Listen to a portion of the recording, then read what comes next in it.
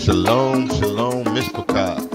Welcome to another Goya Group video where we strive to achieve common ground with all believers and followers of Yahweh Elohim, who is the creator of heaven and earth according to the writings of ancient Yashra'al, or Israel.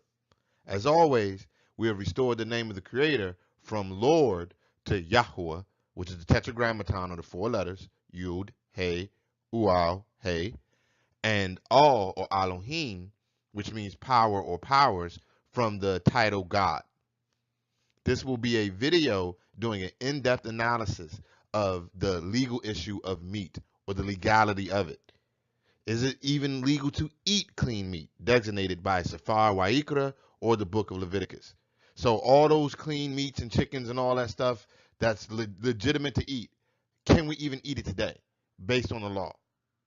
Short answer is no. It is illegal to eat flesh now, and we will prove it with more than 2 to 3 witnesses.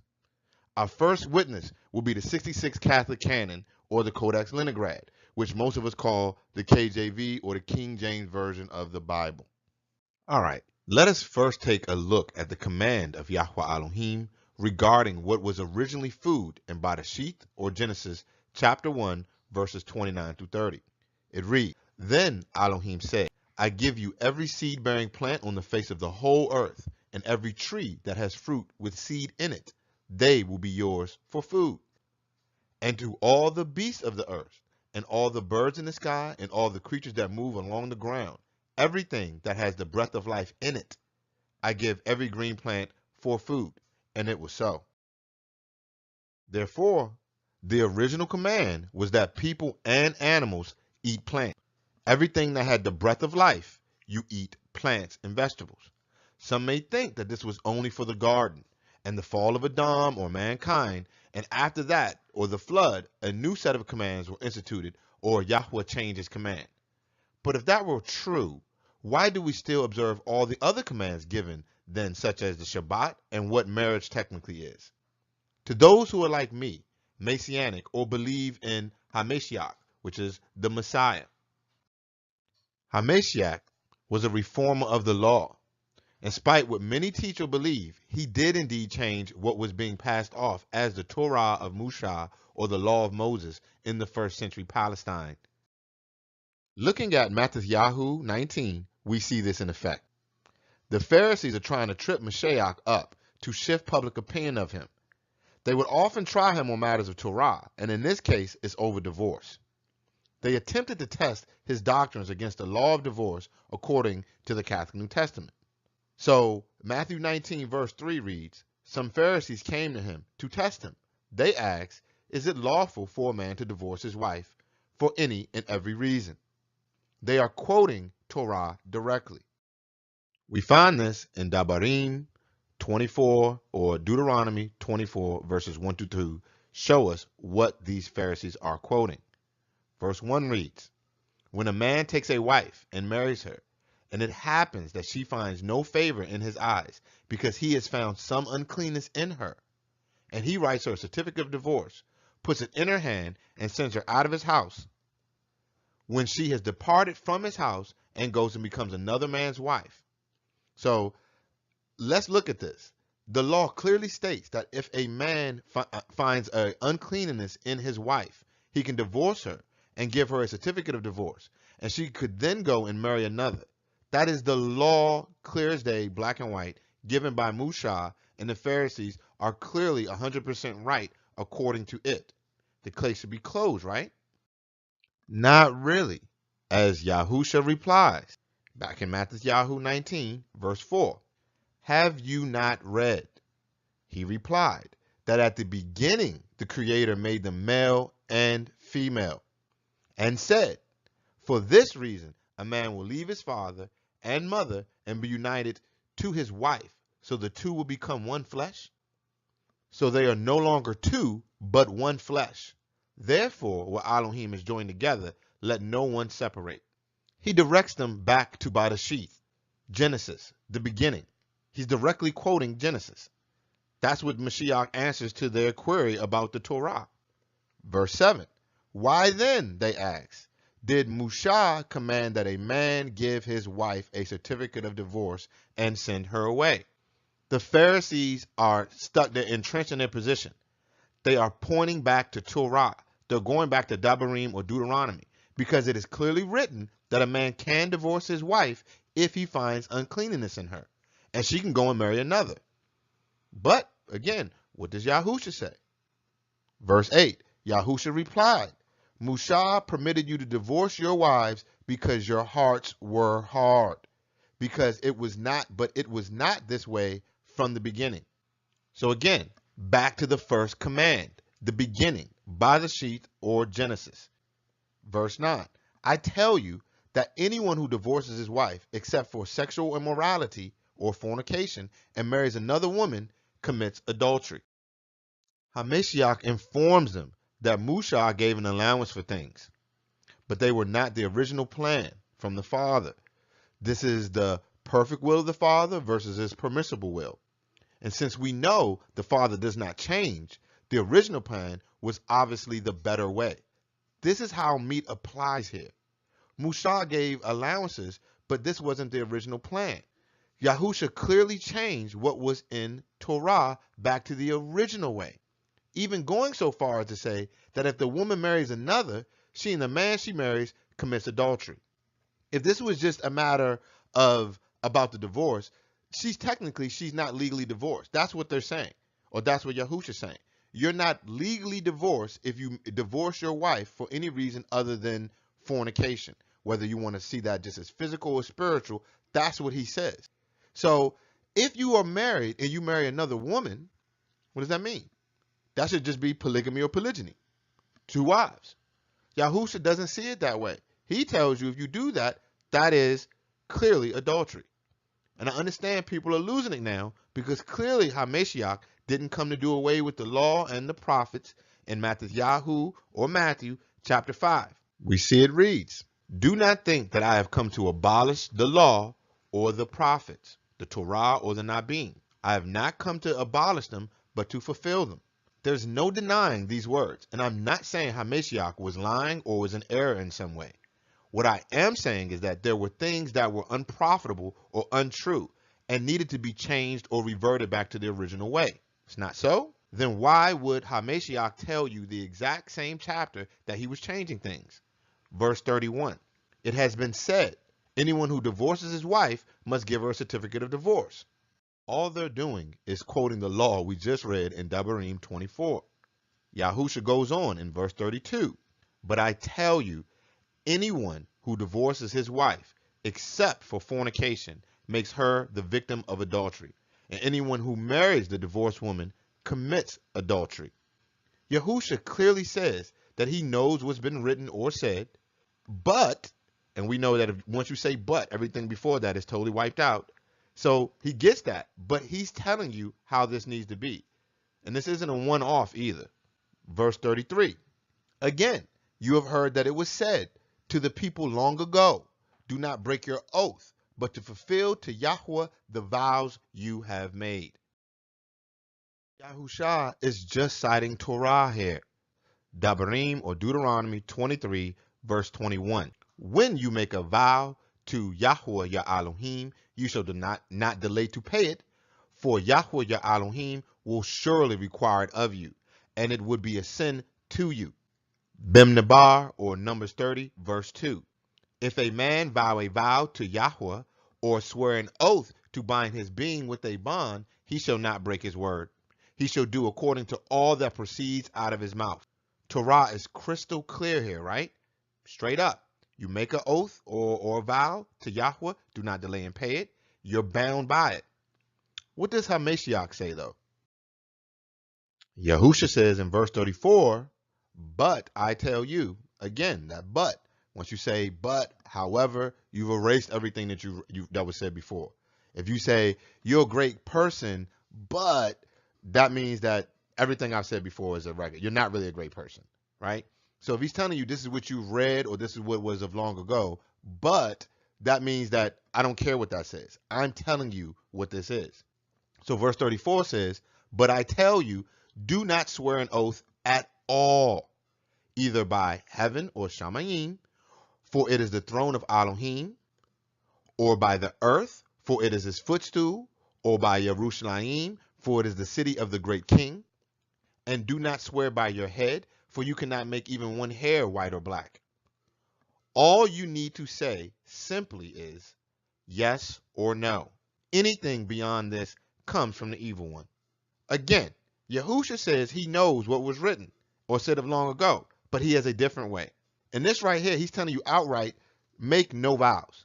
In fact, he goes as far to say making a vow is from the evil one or Shaitan.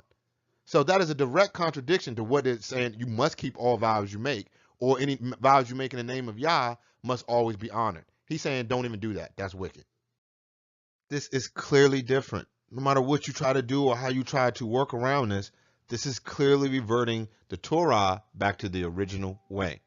Mashiach stated that he wasn't coming to destroy the law and the prophets, yet he went on to clearly change some things. This obviously means that this was not the original way that it was meant to be done. You believe that cannot be true, right? Torah is perfect? No. The instructions given by Elohim in his law or his Torah is perfect. But the Torah of Musa also includes various statutes or day-to-day legislations which were written down by men, and men are not perfect. Neither was this documentation, and it was never meant to be. It states so clearly in the 66 canon. This is stated clearly in Sefer Abrim, or the book of Hebrews, chapter 7, verse 12. For when the priesthood is changed, the law must be changed also.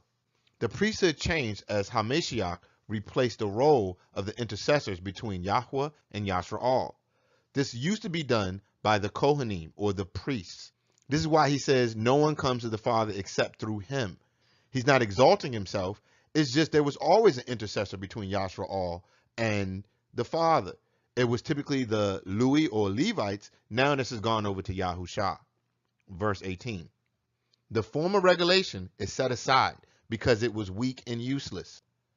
For the law made nothing perfect, and a better hope is introduced by which we draw near to Elohim. Regulations or statutes within the Torah are changed as some were unprofitable according to the text. An examination of a non-canonical version of the text is the second witness we are using for this study. The Essene Gospels, or the Essene version of the New Testament, is, in our opinions, a far superior version to the Catholic text. In Lection 42, we see the same passage or event from Matthew 19. Verse 2 reads, The Pharisees also came to him, tempting him and saying to him, Is it lawful for a man to put away his wife for every cause? And he answered and said to them, In some nations one man has many wives, and puts away whom he will for a just cause. And in some a woman has many husbands, and puts away whom she will for a just cause. And in others one man is joined to one woman in mutual love, and this is the first and better way. Again, reverting back to the original command, the first command. Verse 4. For have you not read that Elohim who made them at the beginning made them male and female, and said, For this cause shall a man or a woman leave father and mother, and shall cleave to his wife or her husband, and they two shall become one flesh. The two become one flesh, not 3, 4, or whatever else. So just as in the Catholic version of the text, Hamashiach refers to the original way as opposed to what was the law for marriage in the Torah of Musa. Verse 5 continues, Therefore they are no more two, but one flesh. What therefore Elohim has joined together, let not man put asunder. They said to him, Why did Musa, or Moses, then command to give a writing of divorcement?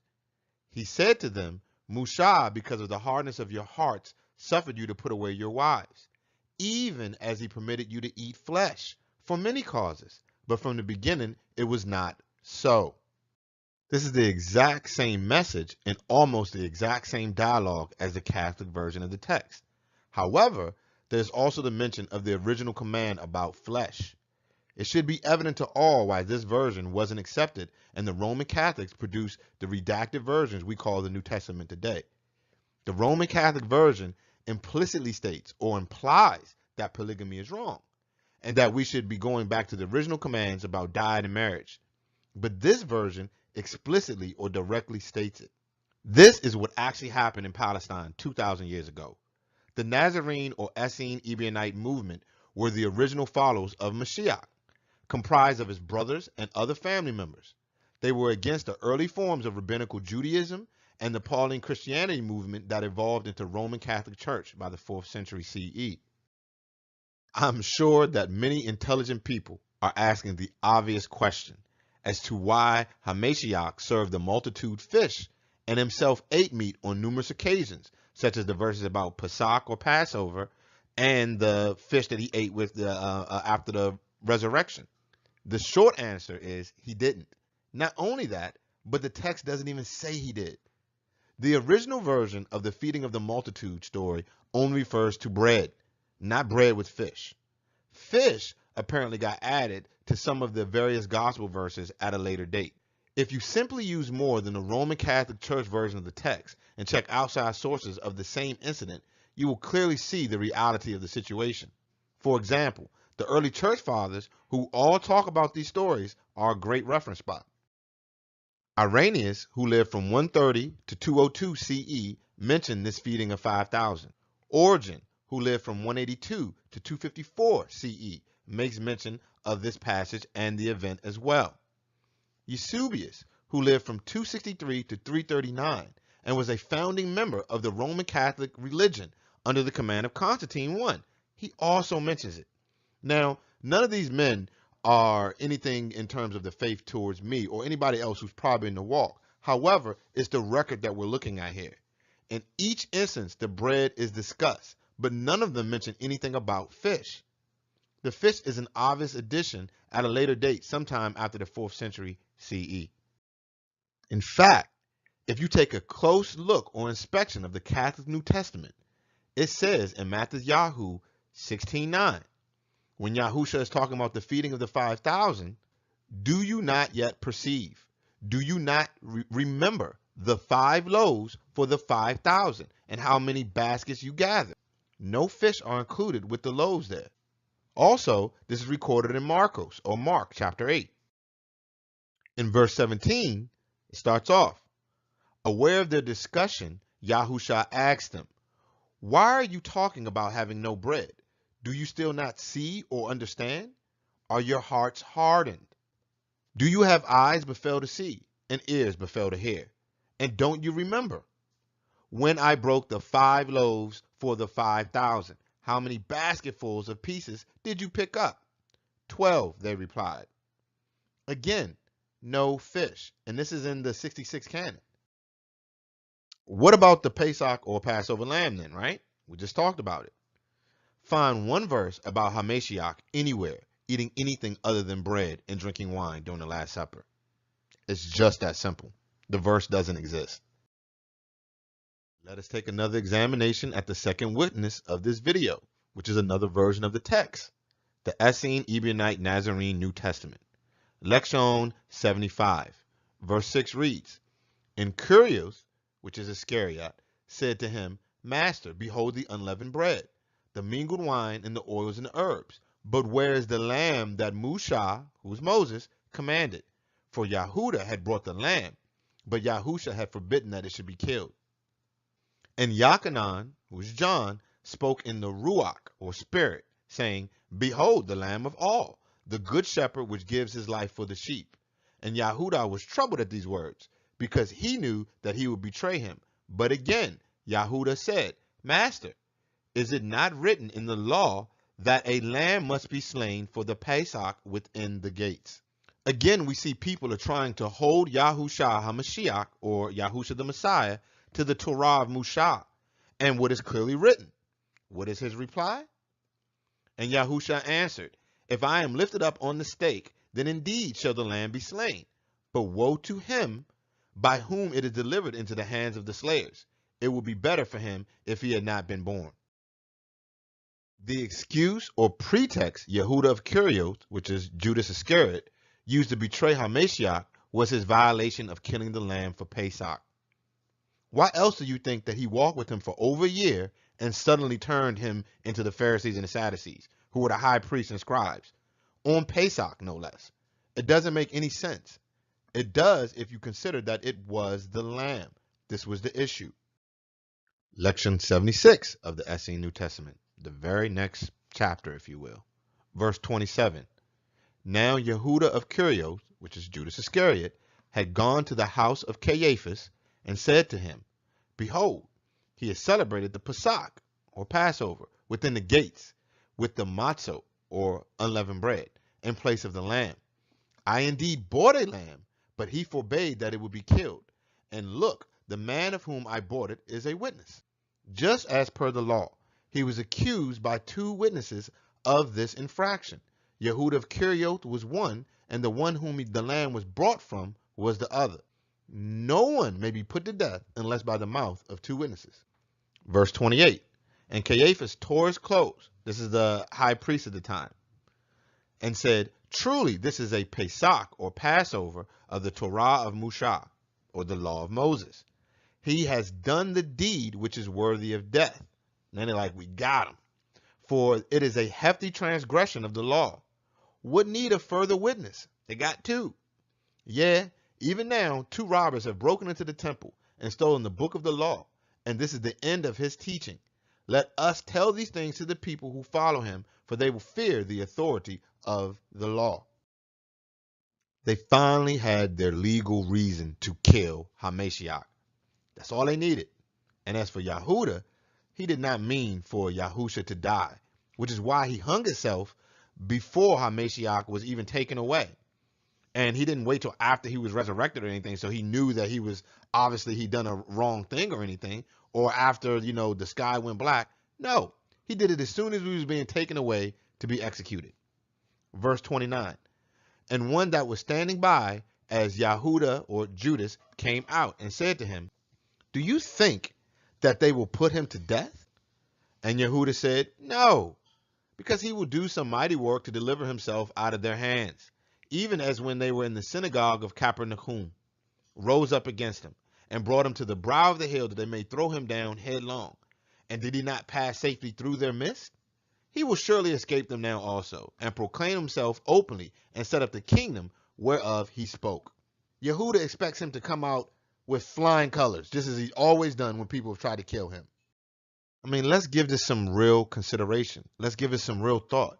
Why would he kill himself after he just saw him being taken away? He knew the punishment for a violation of Torah, death. He took him to the Kohen Hagadol. This is the high priest. You take him to the guy who's going to condemn him. Why would he do that? It was because he was sure he would be just fine. And how did he even really betray him? In Lucas 23 or Luke 22, 3-5 of the Catholic version of the text, it just says that Yehuda sought how he would betray them, and then they paid him. Then in verses 47 to 48, in the park, he kisses him so they would know who he was. So basically, we're saying that he just identified him. That was a big betrayal. That was all they needed, was to know who he was.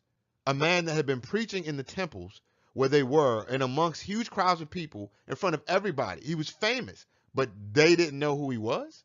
Does that even make sense? Of course not. Of course they knew who he was. This was about them finally catching him breaking a definitive law of Musa that will be punishable by death. This wasn't over blasphemy, as the punishment for that was stoning, as in Wayikra or Leviticus 24, 23-16. So this execution was always about the violation of the Torah of Musa in respects to Pesach. Now let us go ahead and take a look at that verse about Yahusha eating fish. We've gone over the other two, the Pesach lamb and all that other stuff about feeding the 5,000. But it explicitly states in Luke 24, verses 42 to 43, they gave him a piece of broiled fish, and he took it and ate it before them.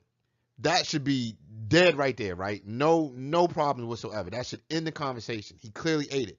But this is the only verse or the only witness in the entire Catholic New Testament that explicitly states Yahusha HaMashiach ate any meat whatsoever. Some people would even argue that this is an obvious addition or forgery given the conflicting timelines after the resurrection. in which Lucas says all 11 of the Shulukah, or the apostles or emissaries, are present. But in the account of Yachanan or John, it clearly says Thomas was absent. Remember, doubting Thomas, he wasn't there. He's like, until I see them and stick my hands in. Yeah, he wasn't there. But in this account, it says all of them were there, all 11. Remember, Yehuda of Kerioth, or Judas Iscariot, is dead. So the 12 go to 11. Thomas wasn't there in one of the accounts. It's a contradiction there. Furthermore, Matthew and Marcos, or Matthew and Mark respectively, place him in Galil or Galilee at this time after the resurrection. These conflicts aside, the word used there isn't even fish. The word in Koine Greek for fish is psari. Forgive me for my accent, I don't speak Greek. The etymology is from ancient Greek opsarion, a diminutive of opson, or delicacy. Phonetically, it is psari, as in the Greek dish psari plaki, meaning oven-baked fish. Opsarion doesn't even technically mean fish. It means relish that can be made with fish, but not specifically, and can easily mean relish as in seasoned vegetables, as the Greek word fish is a derivative of that root word, which actually means delicacy, not fish. And the derivative gives you psari, which is specifically a fish. That's not the word that was used in Lucas 24. The Greek word used in Lucas 24, the Hamashiach 8, and all the other mentions of the word fish in the whole New Testament is actually G, or Greek's 28:46. It is ichthus. It's a noun, an early Christian emblem in the shape of a fish. There's no origin or etymology for this word. It's not even a word. It is a Christian symbol of a fish. This has to do with the age of Pisces. If you can see the Pisces symbol in the background, that's exactly where it comes from. You see the Jesus fish, that's what it is. Those ribbons, for cancer and awareness, that's all that is. It's about the age of Pisces. Now, I'm sure many are in an uproar right now and are breaking out their verses of Wa'ikra or Leviticus, showing all the clean flesh that is acceptable to Yahweh. That's a good idea, because that's where we're about to go. So back to our first witness, the 66 canon.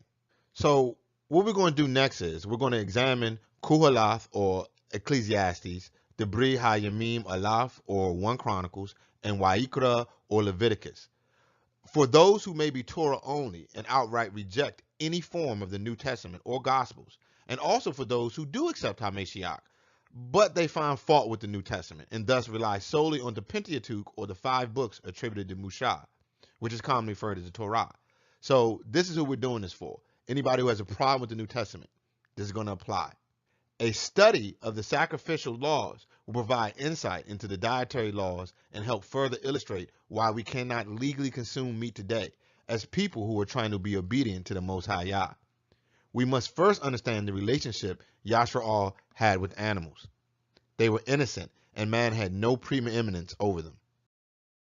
Kuhalath, or Ecclesiastes, chapter 3, verses 19 through 20. Surely the fate of human beings is like that of the animals. The same fate awaits them both. As one dies, so dies the other. All have the same ruach, or spirit. Humans have no preeminence over animals. Everything is futile. All go to the same place, all come from dust, and to dust all return. Louis, or the Levites, were basically ordained butchers. That's just the truth of it. Their role was one of slaughter. They were intercessors for the people in matters of atonement for transgression or unintentional transgression of the law or sin. They used the blood of clean animals, which were innocent and pure, to cover the sins of the transgressions of Yashra'al. The sons of Aharun, or Aaron, were given the duty of priest, or Kohanim, and were to slaughter and make these offerings. The other children from Louis were to perform other various duties in respect to the temple, but not function as priests to slaughter. Debri HaYamim Aleph, or 1 Chronicles 23, verse 13. The sons of Amram, Aharon, and Musa, or Aaron and Moses. Aharon was set apart, or dedicated, he and his descendants forever, to consecrate the most kudush things, to offer sacrifices before Yahweh. to serve before him and to pronounce the blessings in his name forever. Aharon's descendants were the only ones set apart to offer sacrifices and consecrate anything. They were the only ones allowed to kill animals, and they did it as an offering for Yahweh. This isn't to say if an animal or predator threatened their lives, they wouldn't kill it. Of course Yashra'al was. Just that the clean animals killed to consume were innocent, and thus had innocent blood needed to cover sins. That innocent blood had to be offered to Yahweh. We know this by looking at scripture. Debrah Hayamim Aleph, 1 Chronicles 24, verse 1. Have Aharon, your brother, brought to you from among Yashra'al, who is Israel, along with his sons Nadab and Abihu, Eliezer, and Itmar, so they may serve me as Kohanim, or priests. The sons of Musha, the man of Elohim, were counted as a part of the tribe of Lewi. The sons of Musha, Gershom, and Eliezer. The descendants of Gershom, Shubaal was the first. The descendants of Eliezer, Rehabiah was the first. Eliezer had no other sons, but the sons of Rehabiah were very numerous. The children of Musha were counted as Lewi, or Levites, but not Kohanim, or priests, and Shubaal was the firstborn of the firstborn, or his rightful heir.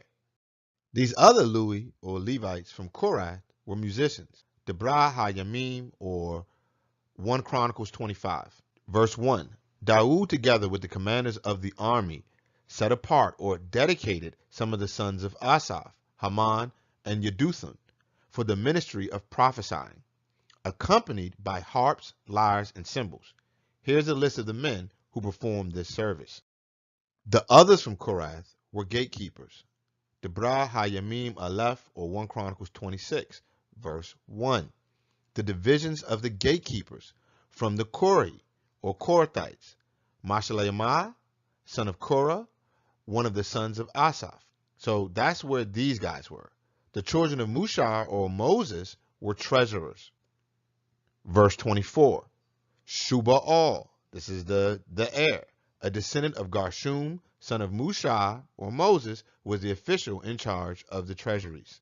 Now that we have established that only Aharon and his descendants were the only Kohanim, or priests, and therefore only they were able to make offerings on behalf of Yashra'al, we will now look into what was the law about consuming clean flesh. I said we were going to Wa'ikra, or Leviticus, and here we are. Chapter 17, verse 1.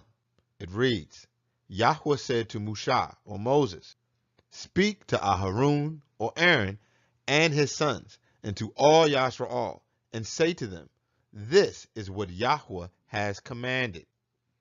Anyone from Yashra'al who slays an ox, or a lamb, or a goat in the camp or outside of it, those are all clean animals, instead of bringing it to the entrance of the tent of meeting to present it as an offering to Yahweh in front of the tabernacle of Yahweh, that person shall be considered guilty of bloodshed.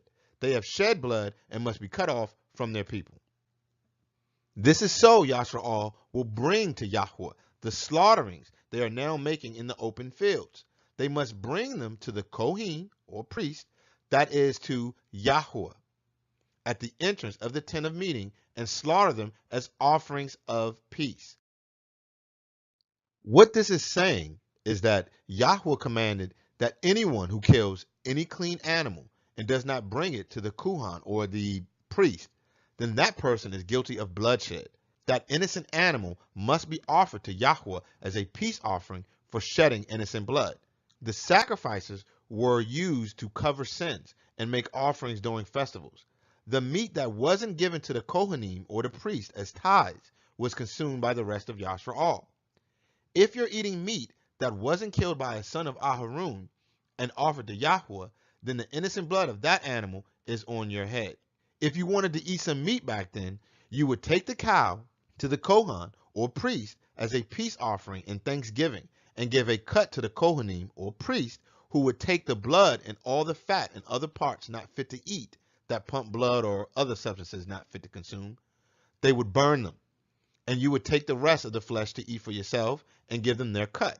The sin or guilt offering, the ascending offering or burnt offering, and the peace or thanksgiving offering were the various offerings made by the Kohanim on behalf of Yashra'al outside of the festivals. Sin offerings were made to use innocent blood of clean animals to cover sin or unintentional transgressions of Torah.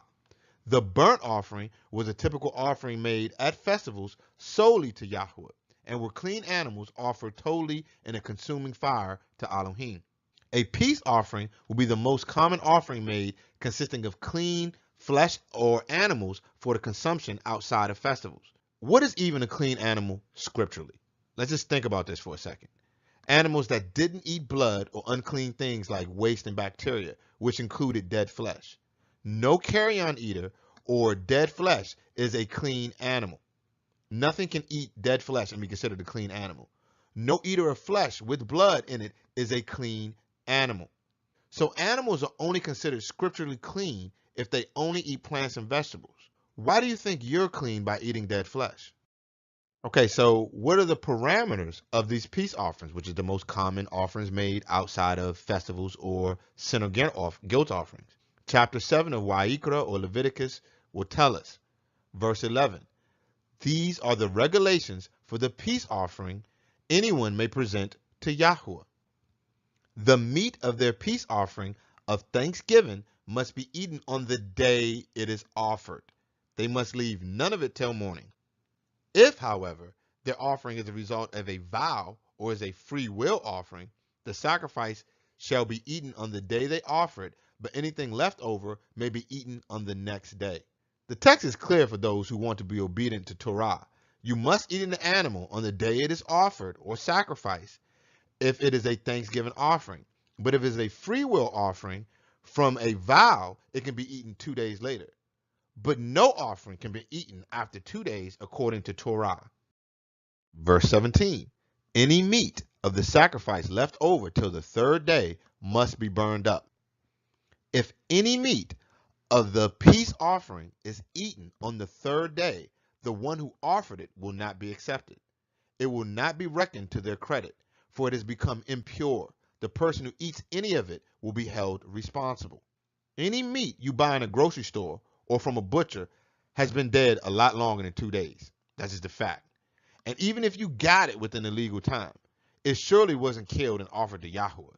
And even if you found someone to offer to Yahweh, it is impossible to ensure that that person offering is from the tribe of Lewi, much less the specific line of Aharon. Let us not forget what happened to King Shaul or King Saul. He made an offering, right, that he wasn't supposed to make. He lost his kingdom for it. Shalum or Samuel tell him, you just messed up, cuz it's over. You lost your kingdom because you went outside of Torah. This concept is congruent and confirmed by our third witness here, which is from Sefer Yubilim, or the Book of Jubilees. Father Abraham passed these instructions down as evident in chapter 21 of this writing. Verse 1 reads, and in the 6th year of this 7th week of this Yubile, or Jubilee, Abraham called Yitzchak, or Isaac, his son, and commanded him, saying, I have become old, and do not know the day of my death, and I am full of my days. And behold, I am 175 years old, and throughout all the days of my life I have remembered the Master, or the Most High, and sought him with all my heart, to do his will, and to walk uprightly in all his ways. When Abraham was dying, he left instructions for his son Yitzchak, or Isaac. He informed him how to function within the sacrifice system in verses 7 through 10. So chapter 21, verse 7 through 10. And if you do slay a victim or an offering as an acceptable peace offering, you slay it and pour out its blood upon the altar. And all the fat of the offering offer on the altar with fine flour, and the meat offering mingle with oil. With this drink offering, offer them all together on the altar of burnt offering. It is a sweet savor before Yahweh. And you will offer the fat of the sacrifice of thank offerings on the fire which is upon the altar, and the fat which is on the belly, and all the fat on the inwards, and the 2 kidneys, and the fat that is upon them, and on the loins, and the liver you shall remove, together with the kidneys. So again, these are all the parts that were not meant to be consumed, the parts that have the blood in them that we're not supposed to be eating. Let's continue with verse 9. And offer all these for a sweet savor, acceptable before Yahweh, with his meat offering and with his drink offering, for a sweet savor, the bread of the offering to Yahweh. And eat its meat on that day and on the second day. And let not the sun on the second day go down upon it till it is eaten. And let nothing be left over for the third day, for it is not acceptable. And let it no longer be eaten. And all who eat of it will bring sin upon themselves. For thus I have found it written in the books of my forefathers, and in the words of Canuk, and in the words of Nuach, or Enoch and Noah, respectively. This text of Yehubalim, or Jubilees, is right in sync or in line with that of Wa'ikra, or Leviticus, about the offerings and consumption of meat. And Abraham is clear in his instructions to his son.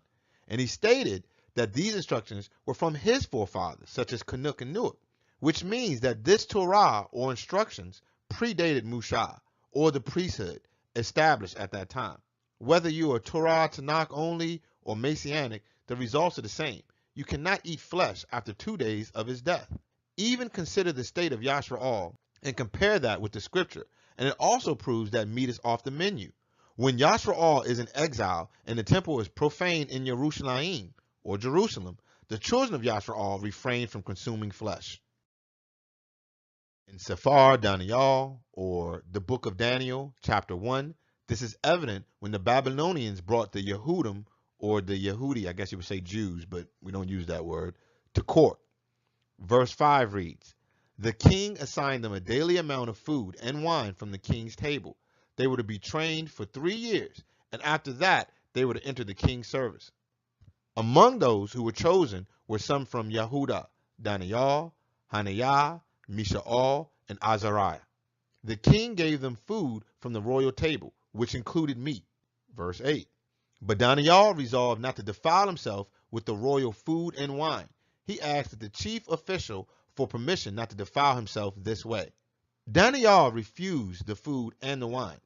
Some will claim this is because the food or the meat was unclean, but the text just doesn't say that. Just that to consume it would defile themselves. And how could wine even be unclean? It was about the animals not being offered to Yahweh by Kohanim or priest, and the meat being dead for longer than 2 days. Verse 16. So the guard took away their choice food and the wine they were to drink, and gave them vegetables instead. That's what was acceptable to Daniel, so he would not be profane. Vegetables. This concept is supported by the fourth witness and the last witness of this study, Sefer Maccabees, or the Book of Maccabees, which is another non-canonical writing that was removed by the Roman Catholic Church, but also has the congruent theme from this study. During the Greek occupation of Yerushalayim, the Maccabees, or Hasmoneans, who were the rightful descendants of Aharon and thus Kohanim or priests, left the temple and lived in the wilderness and only consumed vegetables, because just as in the time of Daniel, the temple was polluted. Maccabean Beit, or 2nd Maccabees, chapter 5, verse 27. But Yahuda Maccabee and about 9 others escaped into the barren mountains, where they lived like wild animals. In order to not defile themselves, they ate only plants which they found growing there. Again, this was not a case where they couldn't get animals that were clean, or couldn't get animals to kill that were clean in the wilderness. They just chose not to, because even though they could eat it within 2 days, and even though they were the sons of Aharon, and thus could offer to Yahweh properly, the fact that the temple was occupied by the Greeks meant that it could not be brought before the tent of appointment, and therefore any meat they ate would have been illegal. In conclusion, the land is currently trodden down by Gentiles until the age of Gentiles is fulfilled. However you want to look at that, as age of Pisces, whatever. We're waiting for the new age to come in, the age of the water bearer. Right. That's what we're waiting for, the age of the millennial reign. And if you're Torah only, let's move that to a side for a second. You cannot legally eat the flesh of animals right now. Just can't. Now, if you're trying to keep the Torah, and even if you're Messianic and you believe the temple is within Yashra'al now, it still doesn't cover all the stipulations required to eat flesh. First off, It must be eaten within 2 days. Secondly, it must be brought to the temple, which was the only place ordained by Yah to slay a clean or innocent animal. Third of all, it must have a Lewi or Levite, Kohan or priest from the line of Aharun to offer it for you. Therefore, meat is off the table if you're desiring to be obedient to Torah, regardless if you are Torah only or not. And let's give some deep thought to this anyway, some consideration. Look at Yashra'al or Isaiah chapter 11, the righteous reign. A lot of people believe this is a messianic prophecy, or some of those think it's Dawood, whatever it is. The point is, this is a end time reign right there. And I chose this one because outside of the one from Kahazon or Revelations, because some people might not accept that version or accept the New Testament. So it's fine. Let's just look at chapter 11, verse 6 or verse 7. It says that the lion will lay with the lamb. The bear and the calf will graze together. It says a lion is going to eat straw. So why would a lion eat straw? Because the fall of animals were directly related to man. Man were the first kind to taste flesh, to eat blood. When man fell, just like you read in Kuhalath or Ecclesiastes, as so happens to man, so happens to beast. When man fell, beast fell as well. So the reverse needs to happen. Mankind needs to pull back from eating flesh. The same will happen to beasts. And I know that sounds weird, but I'm telling you, this is what the text says. So you either believe it or don't. But as always, we appreciate your time. Shalom, Mishpachah.